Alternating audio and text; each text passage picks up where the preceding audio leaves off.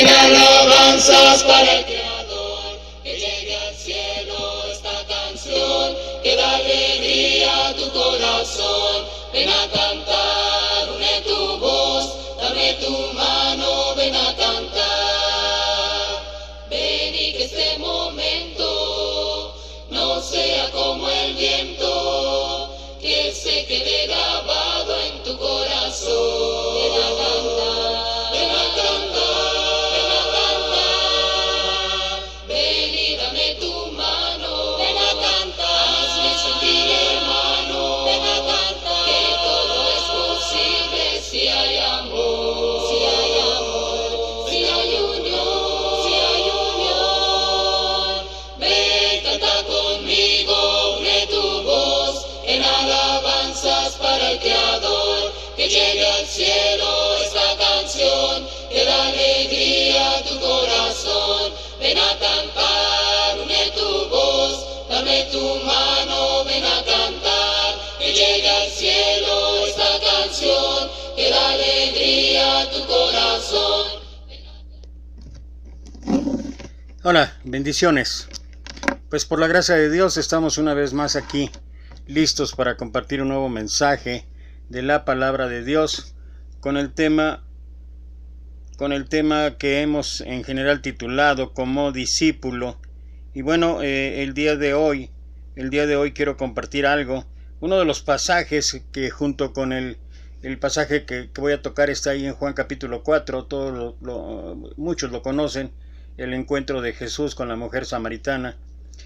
Junto con el pasaje me refería yo al capítulo 11, la muerte de Lázaro. Son de los pasajes en cuanto a versículos más largos dentro del ministerio de nuestro Señor Jesús, en cuanto a una enseñanza en particular, una enseñanza que en donde vemos a nuestro Señor enfrascado en mostrar muchos de los tesoros que Él tiene, pero particularmente algunas de las cosas que podemos ver aquí en el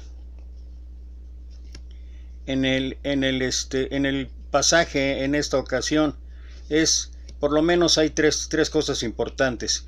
Una de ellas es una lección de evangelismo personal, otra es una lección de lo que significa la verdadera oración y la otra una lección de la siembra y la siega.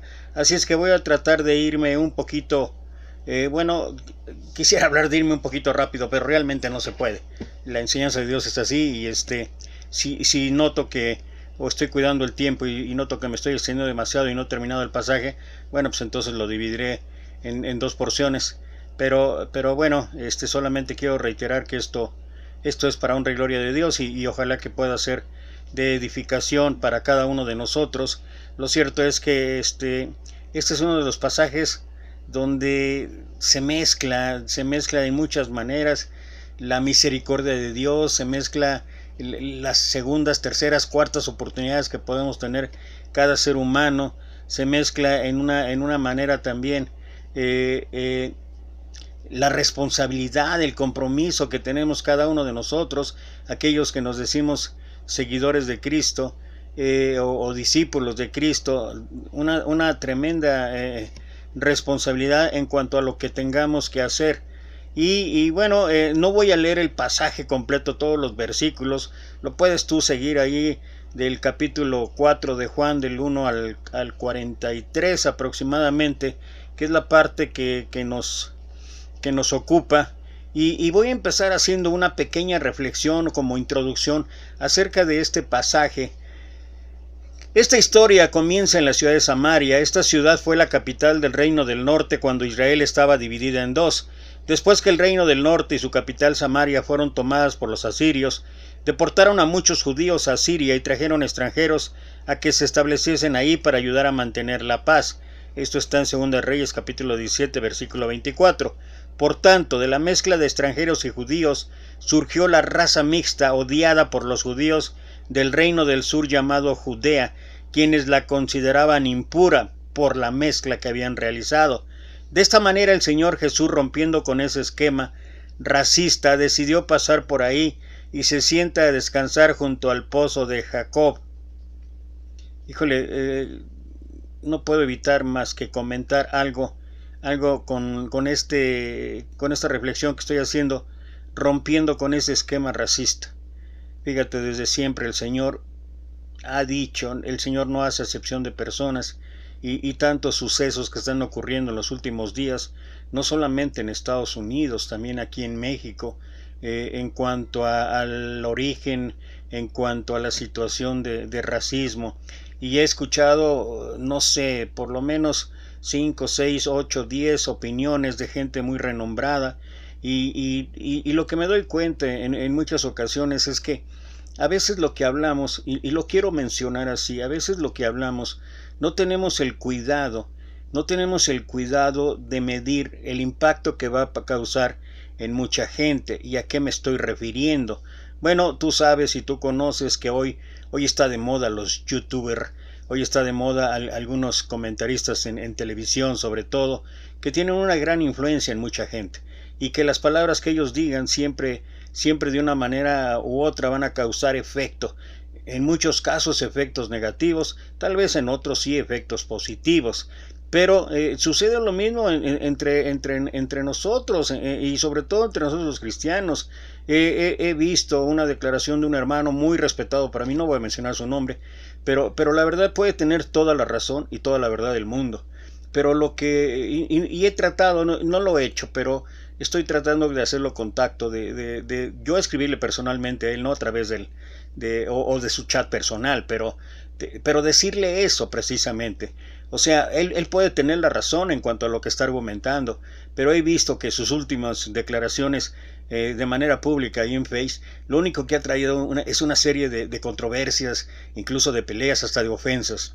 Y en lugar de que esto pueda contribuir a un clima de paz, así como lo que dice Romanos, sigamos lo que contribuye a la paz y a la mutua edificación, lo que no consideramos es que de una u otra manera no es lo mismo lo que diga un predicador renombrado, perdón por expresarme así, a lo que pueda yo decir este humilde siervo, ¿no? Yo no tengo ni la influencia ni mucho menos, ¿no? Entonces, lo que sale de gente que en verdad tiene impacto por su trayectoria, por su experiencia, por su capacidad, por su testimonio, debería tener cuidado en hablar y decir las cosas. ¿Por qué? Porque no puedo olvidar los principios de nada hagáis por contienda o vanagloria, antes bien con humildad, considerando a los demás como superiores a uno mismo, no mirando por lo suyo propio, sino también por lo de los otros. Y entonces, cuando hay esas expresiones que tienen que ver con esto que acabo de leer, rompiendo ese esquema racista que desde ese tiempo existía allá con el pueblo judío, nosotros hoy en día tenemos que evitar a toda costa ese tipo de situaciones y sobre todo hacerlas de manera pública. Yo creo que cada quien tiene el derecho, eso es un derecho, es cierto, de expresarse individualmente. Yo me he cansado de decir que cada quien puede expresar libremente lo que decida, pero mi derecho termina donde empieza el derecho de otro. Y puede ser que mucha gente esté de acuerdo con lo que yo diga, pero mucha gente puede ser que no.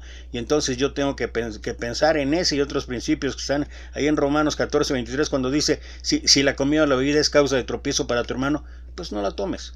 Es un principio. Entonces, si lo que yo voy a hablar o lo que yo voy a decir puede causar controversia, ¿para qué lo hago? Luego una mujer samaritana llega a sacar agua y se sorprende de que el Señor Jesús, siendo judío, le hablara y además le pidiera agua. La mujer samaritana le dijo, ¿cómo tú siendo judío me pides a mí de beber, que soy mujer samaritana? Y explica ahí la situación racista que existía entre los judíos y los samaritanos.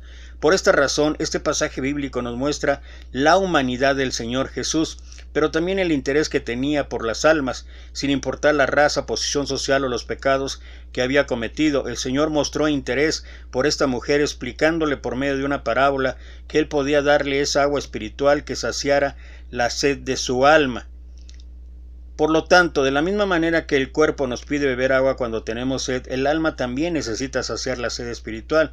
Pero cuando esto ocurre, generalmente el ser humano busca saciar esta agua esta sed en cosas equivocadas. Algunos lo hacen con placer sexual, otros lo buscan en el dinero, en el alcohol, las drogas o incluso en otras personas. La Biblia nos enseña que estas cosas no son nuevas. De hecho, muchas citas bíblicas en el Antiguo Testamento nos muestran que lo mismo ocurrió con el pueblo de Israel cuando corrían tras sus deleites y abandonaban al Dios viviente. Al final, sus malas decisiones los llevaban a situaciones trágicas y difíciles. Tuve la oportunidad, yo escucho varios devocionales, escucho a varias gentes, muchas personas de verdad. Me encanta oír porque es un aprendizaje. Y hoy un devocional que escuché hablaba acerca de, han estado siguiendo el libro de Deuteronomio, y hoy leyó del Deuteronomio capítulo 28, del 25 hasta el 30 y 41, y empiezas a leer el versículo 25, y yo lo comparé con la lectura en la traducción lenguaje actual. Híjole, decía yo, y estamos quejándonos hoy en día por la pandemia, nos estamos quejando de la aflicción económica, nos estamos quejando de la cuestión de salud, nos estamos quejando del virus, nos estamos quejando de del rompimiento de actividades normales, nos estamos quejando de muchas otras cosas más. Lee esos versículos del 25 al 40 por lo menos y ve la cantidad de situaciones, circunstancias que pasó el pueblo de Israel. ¿A causa de qué? Simplemente desobediencia a lo que Dios decía. Y créeme que eso es una enorme enseñanza para nosotros hoy en día, y esa es una de las reflexiones que hoy tenemos que hacernos. ¿Por qué está pasando esto? Mira, independientemente de que se pongan de acuerdo o no, de que si es el nuevo orden mundial, de que si el presidente presidente el otro, presidente tiene o no tiene razón, que si es del demonio, que si es sano lo que está luchando, y que todo eso, cada quien va a afrontar su responsabilidad un día. Yo lo único que sé es que en el control de todo está Dios, y Dios nos está mostrando una lección a toda la humanidad, ricos, pobres, poderosos, débiles, en una u otra manera nos está mostrando la brevedad de la vida. Esta semana, yo lo comenté en el mensaje de ayer, esta semana fueron cinco decesos de personas, algunas no totalmente allegadas, pero muy allegadas, y personas conocidas, y que realmente lo único que me hacen reflexionar a mí es lo que dice ahí Eclesiastés, ¿no? Mejor estar mejor es el día del luto que el día de nacimiento, porque aquello es el fin de todas las cosas y el hombre lo pondrá en su corazón. Y yo creo que todo eso nos hace comprender y entender de que, bueno, si yo tengo la oportunidad, independientemente de que he tomado las precauciones posibles, de que no salga, de que etcétera, que use el cubrebocas y todo lo demás. Ayer me asusté, ayer tuve que salir por una cuestión desde hace, no sé, 40 o 50 días. Tuve que salir cerca de mi casa, entré a una tienda de esas grandes, de esos almacenes que nunca cerraron, y detrás de todos yo sé que está el poder y está todo lo demás, pero perdón, yo creo por eso estoy tosiendo, no, ojalá que no sea eso. Pero me espanté de verdad, de ver en algunos rostros el miedo, el temor, de ver otros que realmente no les interesa la situación y se están paseando, se están yendo como si nada hubiera pasado. Entonces, es increíble que a pesar de todo lo que estamos viendo, a pesar de todo lo que estamos pasando, no nos demos cuenta de manera individual, como lo he dicho, de manera personal, cómo está nuestra relación con Dios. ¿Qué es lo que Dios me está tratando de decirme a mí? No lo que le está diciendo allá al presidente, no lo que le está diciendo allá a las autoridades, lo que me está diciendo a mí. ¿Qué me está diciendo Dios a mí de mi vida? ¿Cómo está mi relación con Él? Y yo veo eso y muchos otros pasajes que he tenido la oportunidad de estar leyendo el Antiguo Testamento y que he leído en otra ocasión, y pareciera ser, y no quiero ser un adivino, ni mucho menos, y un profeta de que ya ven, si esto ya estaba profeta, como han sacado ahí sus textos de crónicas y de reyes y quién sabe qué. No, lo que sí puedo ver es que en general el ser humano cuando se aleja de Dios, la verdad las cosas no son nada bien, y vienen situaciones trágicas y difíciles. Al igual que el pueblo de Israel, esta mujer también había tomado malas decisiones en su vida, lo que le había llevado a tener 5 maridos, y con el que ahora vivía ni siquiera era su marido. Quería saciar su sed en los hombres que habían pasado por su vida. Por esta razón el Señor Jesús quería enseñar a esta mujer samaritana algo que en ese momento ella no podía entender, debido a que creía erróneamente que recibiría un agua que saciaría su sed física para no tener que volver al pozo cada día. El Señor quería enseñarle el paralelo que tienen las cosas físicas con las espirituales, mostrando de esa manera que Dios es la única fuente de agua que saciaría su vida, así como dice el Salmo 42:1, como el ciervo brama por las corrientes de las aguas, así clama por ti, oh Dios, el alma mía. En conclusión, la gran enseñanza que nos deja esta palabra es que Dios es lo único que puede saciar nuestra vida y nuestra alma. No existe nada en esta tierra que pueda hacer feliz al hombre, sino la presencia de Dios en su vida. En tu presencia hay plenitud de gozo, delicias a tu diestra para siempre. El Salmo 16, versículo 11. Y bueno, estoy hablando de que esto... fíjate, ya me estoy equivocando y ya no cumplo lo que dije, pero estoy tratando de ser un tanto breve en cuanto al estudio, pero la verdad es que este estudio da para un sinfín, hasta cada versículo, cada texto, cada pasaje de lo que allí ofrece el encuentro de la mujer samaritana con el maestro, que es una enseñanza para nosotros y que ojalá pudiéramos tener en cuenta. Como dije antes, es una lección de segundas oportunidades, es una lección de evangelismo personal, es una lección de verdadera adoración, y es una lección de la responsabilidad del compromiso que cada uno de nosotros, y aquí estoy hablando específicamente a los que decimos ser cristianos, y que a veces creo que no actuamos tanto, porque aquel instrumento que pudo haber no tenido una oportunidad de retomar el camino, de retomar su vida, y que es algo de lo que siempre podemos ver en el ministerio de Jesús, las personas teniendo nuevas oportunidades.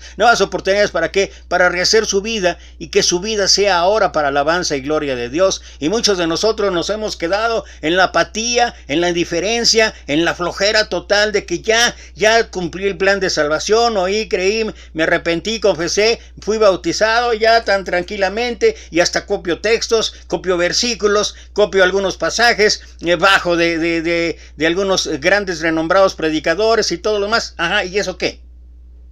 Yo me pregunto, ¿y eso qué? ¿Qué estoy haciendo con la Gran Comisión?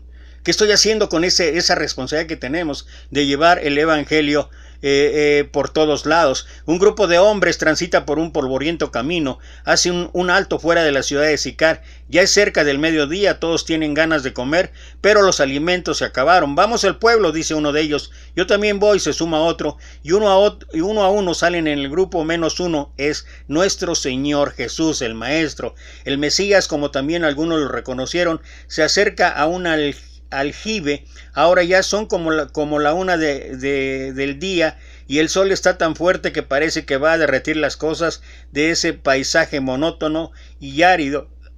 El maestro está cansado, no solamente por haber caminado un largo trecho y no haber comido mucho, sino también por haber pasado, como era su costumbre, buena parte de la noche orando a Dios. Se sienta ahí al lado del manantial que los locales conocen como el pozo de Jacob. Al rato aparece una mujer avanzando lentamente con un cántaro. Parece que tiene unos 30 y tantos años. Todavía mantenía los rasgos bellos de aquellas que con el paso de los años conservan las evidencias de la hermosura de la juventud. Al mismo tiempo tenía en su rostro los surcos de preocupación de quienes la vida no les ha sido fácil. En el pueblo todos la conocían, pero no por su virtud. Al parecer esta mujer había batido el récord. Se murmuraba que a lo menos había tenido 2 maridos. Cuando llegó al pueblo, procedente de una aldea lejana que nadie conocía, dijo que había estado casada que había estado casado una vez y su marido la abandonó y se fue con otra. Todos creyeron la historia. Al tiempo se volvió a casar y todo parecía que iba a marchar bien hasta que el marido pidió el divorcio. Lo que se ignoraba en la villa es que antes de llegar ahí ya había tenido 4 maridos. Ahora todo el pueblo simplemente sabía que vivía con un hombre. Jesucristo, luego del tradicional saludo, le dice: dame de beber. Ella observa al hombre que le ha hablado.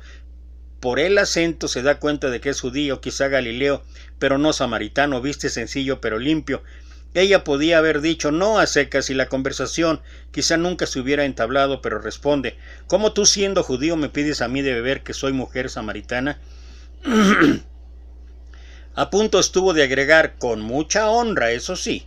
El Señor contesta: si conocieses el don de Dios y quién es el que te dice dame de beber, es como si dijera: tú me estás evaluando por mi dialecto y mis ropas, como la mayoría de las personas lo hacen, pero soy muy distinto a los otros hombres que caminan por los senderos de Samaria. Continúa: tú le pedirías y él te daría agua viva. La mujer no entiende exactamente lo que le está diciendo, es que en cierto sentido los dos están hablando de cosas distintas. Ella ve delante un típico judío vestido con las ropas tradicionales y por lo tanto piensa que es un hombre común. Pero el Cristo podría haber contado algo así: mis vestidos no son reales porque yo soy un rey, mis ropas tienen el polvo del desierto, pero soy más puro que el agua que surge de las más altas montañas. Es verdad que estoy cansado y tengo sed, pero sin embargo soy el que puedo decir con autoridad: vengan a mí todos los que están trabajados y cargados, que yo os haré descansar. Y la mujer era una de esas que estaba trabajada, estaba cargada de pecados, tal vez, cargada de decisiones erróneas, cargada de equivocaciones, cargada de fallas. Y yo preguntaría aquí: ¿y quién de nosotros no? Aunque ya me puedas decir que ya cumpliste el plan de salvación, que ahora ya eres salva y que todo eso, mira, ya lo he repetido, 1 Juan 1:8, si decimos que no tenemos pecado, bueno, tú conoces el resto. Pero Jesús guarda silencio y luego de una pausa agregó: cualquiera que bebiere de esta agua volverá a tener sed. Este argumento es incontrovertible. El hecho de que la mujer estaba ahí lo demostraba. La gente en su casa tomaba el agua y después tenía más sed, mas el que bebiere del agua que yo le daré, prosigue, no tendrá sed jamás. Sin duda, la mujer está sorprendida. Aquí hay alguien que dice que hay un agua que calma la sed para siempre. Los ojos de la salvación, de la samaritana, se abren como si no pudiera creer lo que acaba de escuchar. El que bebiere del agua que yo le daré no tendrá sed jamás. Ella no puede creer lo que escucha, pero este judío habla con tanta seguridad que la impresiona. Mira su rostro y sus ojos son los de un hombre piadoso y sincero. La samaritana piensa: no sé lo que significa esto de que salte para vida eterna, pero qué lindo suena. Después de todo, nada se pierde con preguntar: Señor, dame de esa agua para que yo no tenga sed ni venga aquí a saciarla.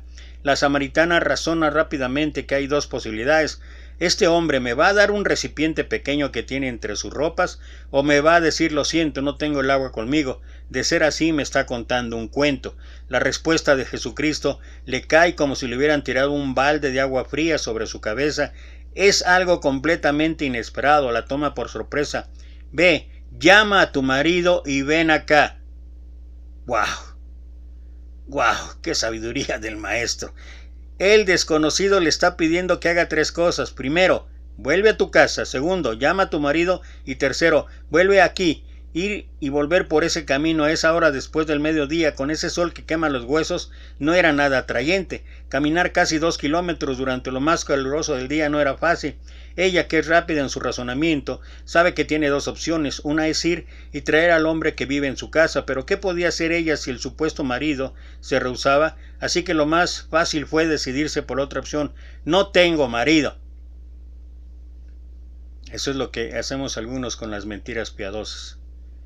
Bien has dicho, no tengo marido. La mujer por una fracción de segundo se sonríe interiormente, pero Jesús continúa: porque 5 maridos has tenido y el que ahora tienes no es tu marido. ¿Te acuerdas cuántos pasajes hemos visto donde los fariseos, los escribas, estaban cavilando o estaban pensando o tenían esas cosas en su corazón, y nuestro Señor, viendo, sin que tener que ellos expresar, viendo lo que ellos cavilaban en sus corazones, y contesta? O sea, nuestro Señor conoce a fondo. Después de todo, ¿qué dice Jeremías 17:9? Engañoso es el corazón perverso más que todas las cosas. ¿Quién lo conocerá? Solo yo, Jehová, que escudriño la mente y pruebo el corazón, y doy a cada uno conforme a sus obras. Dios sí sabe lo que pasa no solamente exteriormente en nuestra vida, sabe lo que pasa interiormente en nuestra vida. Bien has dicho, no tengo marido. La mujer por una fracción de segundo se sonríe interiormente, pero Jesús continúa. La samaritana queda petrificada, sus ojos se abren y parece que va a salirse de las órbitas y empieza a temblar como cuando se pulsa una cuerda floja de guitarra. Un sudor frío cubre su frente, su corazón late fuerte y acelerado. En este momento ella tiene varias alternativas. Una es decir, sí, pero usted sabe cómo son las cosas. El que ahora tengo todavía no se ha casado conmigo porque tiene que arreglar los papeles del matrimonio anterior. Ay, híjole. No te imaginas, y no estoy criticando ni estoy juzgando, solamente estoy señalando lo que he visto. Pero esto lo he visto en muchas congregaciones de la Iglesia de Cristo. Gente iniciando nuevamente una relación de noviazgo. Pero tanto él como ella en algunos casos, todavía sin haberse desligado ante la ley de su compromiso anterior. Pero eso sí, bien religiosos y bien defensores de la sana doctrina. Esta mujer que vive en medio de una sociedad pecaminosa, sin embargo le gusta discutir temas teológicos, así que le responde: Señor, me parece que tú eres profeta. Esto es lo que ella supone, dado que probablemente nunca había conocido a un profeta. Con habilidad y rapidez sigue hablando. En fracción de segundos decide cambiar de tema. Quizá tenga miedo de que el extranjero le siga diciendo otras cosas de su vida que ella prefiere no recordar. Si le pudo mencionar eso de los 5 más 1, vaya a saber cuántas cosas más puede citar. Su activo cerebro le da la solución. Elige uno de los temas que no le ataña a ella directamente. ¿Qué cosa mejor que discutir en términos generales sobre religión? Que eso es lo que nos pasamos haciendo en muchos casos nosotros. ¿Qué cosa mejor que argumentar de nosotros, es decir, los samaritanos, y ellos, es decir, los judíos? Después de toda esta discusión, la había escuchado desde su juventud y tenía todas las respuestas preparadas. El forastero, con una tolerancia excepcional, le permite entrar en el juego que ella pretende emprender para librarse de la acusación personal. Fíjate, para librarse de la acusación personal. Nuestros padres adoraron en este monte y vosotros decís que es en Jerusalén el lugar donde se debe adorar. La respuesta de Jesucristo es inesperada y sorprendente. Mujer, créeme que la hora viene cuando ni en este monte ni en Jerusalén adoraréis al Padre. Ella pretendía que Jesús se pusiera de un lado de la discusión, estaba pronta para defender su posición, pero el extranjero lo desubicó. Ni en este mundo, ni siquiera en Jerusalén. La señora ha quedado pasmada. Ella está dispuesta a discutir y argumentar que el monte de Gerizim es mejor que Jerusalén. Ella tenía todos sus argumentos prontos, pero Jesús ha puesto punto final a esa discusión. No es un asunto geográfico, y de inmediato él agrega: vosotros adoráis lo que no sabéis, vosotros adoramos lo que sabemos, porque la salvación viene de los judíos. La samaritana escucha esta frase y quizá piense dentro de sí: este es uno de esos fanáticos que creen que lo de ellos es lo mejor. Las palabras que siguen le demuestran que ese no es el caso. El extranjero ahora prosigue: mas la hora viene, y ahora es, cuando los verdaderos adoradores adorarán, mira esto, adorarán al Padre en espíritu y en verdad, porque también el Padre tales adoradores busca que le adoren. Sé que ha de venir el Mesías llamado el Cristo. Cuando Él venga, nos declarará todas estas cosas con toda tranquilidad, y como si midiera cada palabra, el Nazareno responde: yo soy el que habla contigo. Imagínate nada más una declaración así viniendo de la persona con la que estás hablando. Híjole, la mujer está electrizada, que vuelve a la ciudad, ha dejado el cántaro, llega al pueblo y empieza a gritar. Las gentes salen de las calles pensando que ha pasado algo. Ella repite como un antiguo disco rayado: vean un hombre que me ha dicho todo cuanto he hecho. ¿No será este el Cristo? En su fuero íntimo no tenía duda alguna, pero con humildad plantea la posibilidad de que para ella era una palpable realidad. La mujer va de casa en casa diciendo: me ha dicho todo cuanto he hecho. Aquí el Señor Jesús ha demostrado su omnisciencia como eterno Hijo de Dios que es. Los que se animaron a salir corriendo y ver ellos mismos y escuchar la palabra del Mesías ahora dicen: ya no creemos solamente por tus dichos, porque nosotros mismos hemos oído y sabemos que verdaderamente este es el Salvador del mundo, el Cristo. Quizá alguno pudo haber dicho: a esta vecina le dijo cuántos maridos había tenido. Yo no me animo a que diga delante de todos qué clase de pecados he cometido. Y bueno, de la misma manera que esta mujer al principio no reconoció al Mesías, algunos miembros de las iglesias fundamentalistas no confiesan la divinidad de Jesucristo. Esto es parte de la tragedia de nuestros días. Se conoce al Señor Jesús solamente en forma muy parcial y limitada. Los movimientos filosóficos revolucionarios de los últimos 3 siglos han tratado de quitarle al Salvador la mayoría de sus atributos que le corresponde por su divinidad. Se le admira como maestro, como filósofo, pero no como lo que realmente es, el unigénito y eterno Hijo de Dios. Pareciera que a los discípulos no se les ocurrió que no es prudente en un grupo grande dejar a uno de los miembros solo en un ambiente desconocido, pero lo que los hombres a veces hacen sin pensarlo mucho, Dios lo puede utilizar para su propósito. La mujer nunca se hubiera animado a hablar sola con un grupo de 13 hombres, y menos siendo todos judíos. El evangelista abrevia los detalles de la conversación al máximo, como lo hacíamos nosotros en los tiempos de los telegramas, en que se cobraba por cada letra del texto enviado. Es probable que esta mujer había escuchado a esos patrañeros que venden líquidos como el elixir del amor, el bálsamo de la juventud o el licor del éxito. Al que compre la botellita de ese elixir se le promete que va a tener amor, juventud, salud, dinero y éxito, pero lo que el Nazareno le ofreció era real y maravilloso. El conocimiento de la persona de Cristo hace que cambie nuestra actitud en 180 grados. Es así como nos damos cuenta de que Él realmente no pide, sino que regala. Ella vio un judío sediento pidiendo agua. Cristo vio una persona que, aunque no lo sabía, necesitaba el agua espiritual.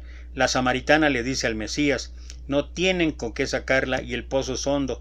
Todos nosotros tenemos la tendencia a enfocarnos en el obstáculo. La dificultad siempre va seguida de frases muy típicas, algunas de ellas en no tengo, me falta, no se puede, no es el tiempo, si pudiera, pero el primer argumento que la mujer presenta es que Jesucristo no dispone de recipiente ni cuerda o cadena para vacarlo.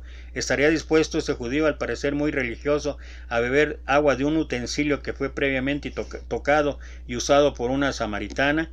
En la segunda razón, la mujer trata de forzar su fundamento, y sin duda ella piensa que el viajero desconocía eso. Ella como todos nosotros muchas veces ignoraba que el Mesías le podía decir cuántos centímetros y milímetros tenía ese pozo de profundidad. Si el pozo no fuera hondo, sería fácil con el hueco de la mano sacar el agua. La samaritana tiene la tercera premisa.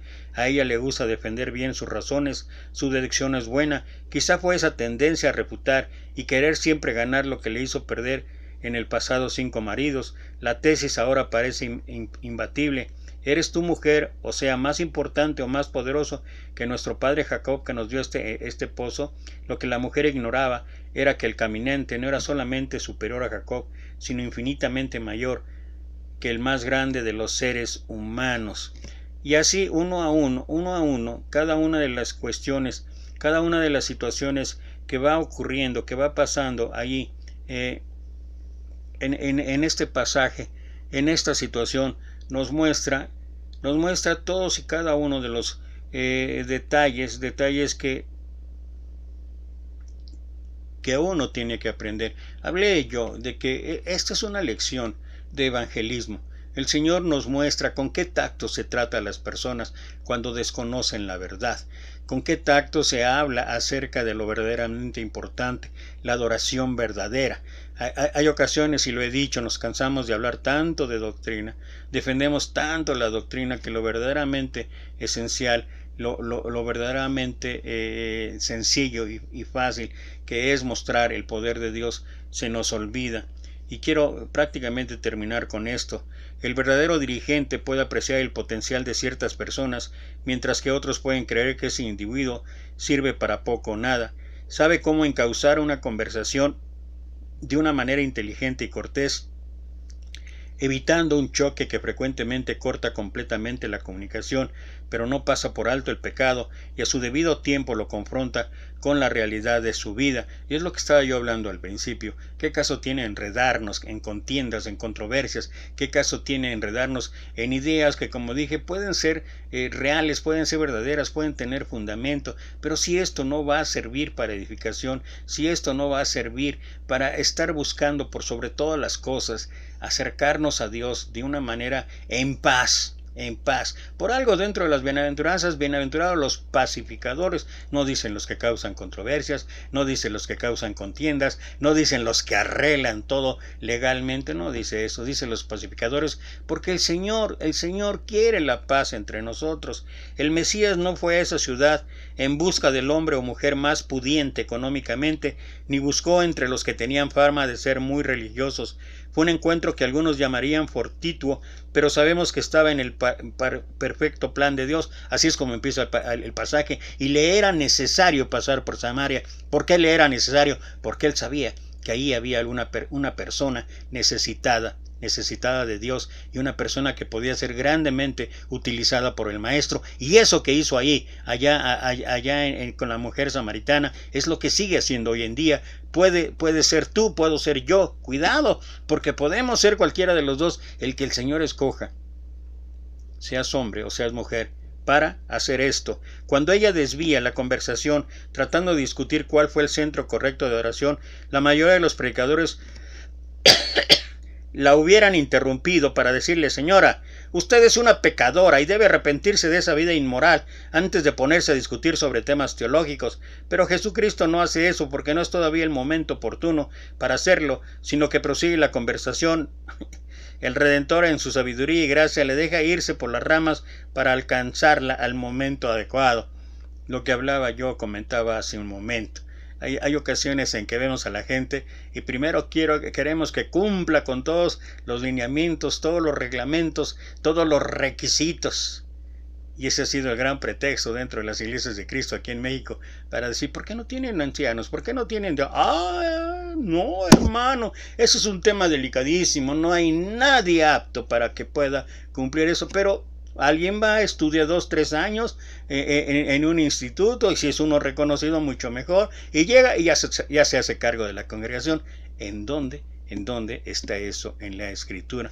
Pero bueno, así lo consideramos, así lo decimos, y así lo hemos vivido los últimos 50 o 60 años. Lo que sí te puedo decir claramente, y esto te lo digo también porque lo he visto a través de mis andanzas dentro del cristianismo junto con mi amada esposa, he visto que las congregaciones, yo nací en una congregación donde había ancianos, diáconos, donde había evangelistas, había maestros, y después tuve el privilegio y la bendición de ser el ministro ahí de la iglesia, pero yo no era el que mandaba, o yo no era el que decidía, yo no era el que determinaba lo que se tenía que hacer. No, había ancianos, había ese grupo bíblico, esa estructura bíblica que decidía de todos los asuntos, y era una congregación, siempre fue de más de 350 personas. Esto es solamente una señal, y todas las congregaciones que ahora conozco en el país, que son pocas, pero las que conozco son las congregaciones que más están creciendo, son las congregaciones que tienen ancianos y que tienen diáconos, que no se ocuparon en lo que todos los otros se quieren ocupar,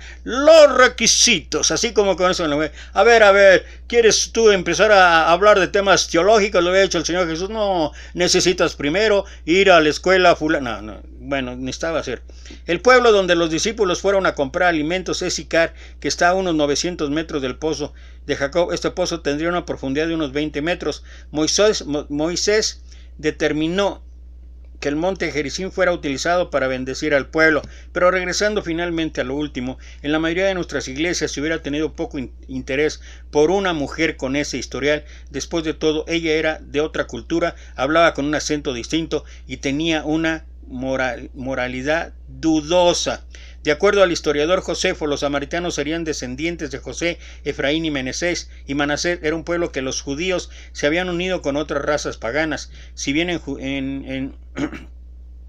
en esto no es raro hablar, había tenido 5 esposas o esposos en aquella sociedad no era lo habitual. Los judíos admitían que el divorcio hasta 3 veces. Al parecer, esta mujer había batido el récord. Bueno, y con todo ese historial, y con todo ese testimonio, y con toda esa situación personal que tenía la mujer, con toda esa cuestión que que en un momento dado hubiera podido hacernos dudar a algunos acerca de que si es un instrumento apto para proclamar el reino de Dios. Bueno, yo te invito, ve los versículos 39 al 43 ahí de capítulo 4 y ve el resultado de lo que significa un evangelismo personal adecuado, el centrarnos en lo verdaderamente importante, en una adoración verdadera, y ve los resultados que hubo, porque dice que muchos creyeron en la palabra de ella, y cuando nuestro Señor Jesús fue ahí, todavía hubo muchísimos más que creyeron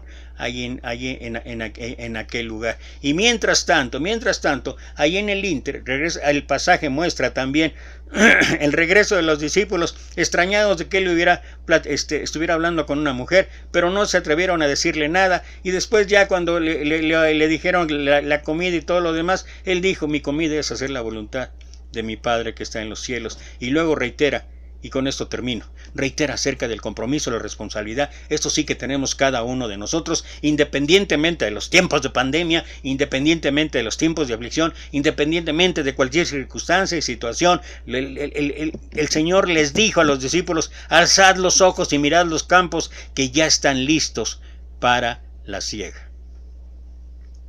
Y aún en estos momentos en que no podemos salir de casa, hay muchísimas otras formas más en que nosotros podemos llevar a cabo esta encomienda.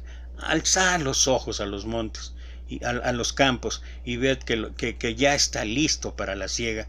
Y nosotros tenemos ese mandato, porque eso es un mandato: id y haced discípulos a todas las naciones, bautizándolos en el nombre del Padre y del Hijo y del Espíritu Santo, bautizándolos en el nombre del Padre, del Hijo y del Espíritu Santo, y enseñándoles que guarden todas las cosas que yo os he mandado, y aquí yo estoy con vosotros todos los días hasta el fin del mundo. Y bueno, yo vuelvo a reiterar, esa es una de las principales enseñanzas para mí, que para mí, tú puedes pensar en otras, pero para mí es una de las principales enseñanzas